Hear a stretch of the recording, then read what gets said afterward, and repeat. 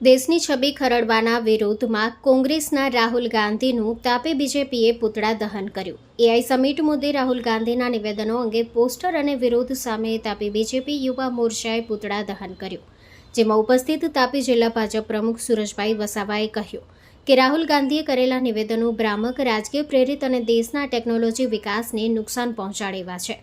AI અને નવીન technology ક્ષેત્રે ભારત વૈશ્વિક સ્તરે મજબૂત સ્થાન બનાવી રહ્યું છે।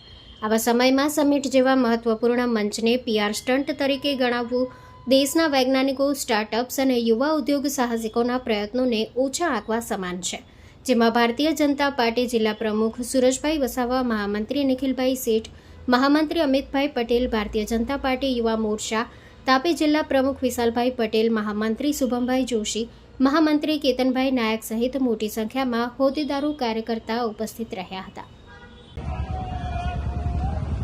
દેશના વડાપ્રધાન નરેન્દ્રભાઈ મોદી સાહેબના સક્ષમ નેતૃત્વમાં દિલ્હી ખાતે જે એઆઈ સમિટનું આયોજન કરવામાં આવેલું છે, આયોજન દરમિયાન કોંગ્રેસ પાર્ટી અને રાહુલ ગાંધી દ્વારા નિંદનીય નિવેદનો આપવામાં આવેલ છે।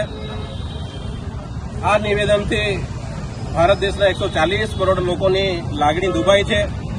રાહુલ ગાંધીના આવા નિવેદનથી દેશ વિરોધી માનસિકતા સ્પષ્ટ થાય છે।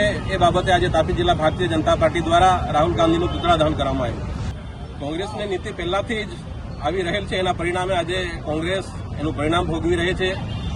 ભારતીય જનતા પાર્ટી એક વિચારધારાથી ચાલતી પાર્ટી છે અને છેવાડાના માનવીનું કઈ રીતે ઉત્થાન થઈ શકે એ વિચારધારા સાથે કામ કરનારી પાર્ટી છે। ત્યારે આવનારા દિવસોમાં તાલુકા પંચાયત, જિલ્લા પંચાયતની ચૂંટણીઓમાં જ્યારે અમે લોકોની વચ્ચે જશું ત્યારે કોંગ્રેસ પાર્ટીની આવી માનસિકતા લોકોની વચ્ચે અમે ચોક્કસથી મૂકીશું।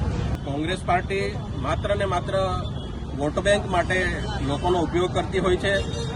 દેશના વડાપ્રધાન નરેન્દ્રભાઈ મોદી સાહેબ જે રીતે નેતૃત્વ કરી રહ્યા છે એ સમગ્ર ભારત દેશ માટે ગૌરવની વાત છે।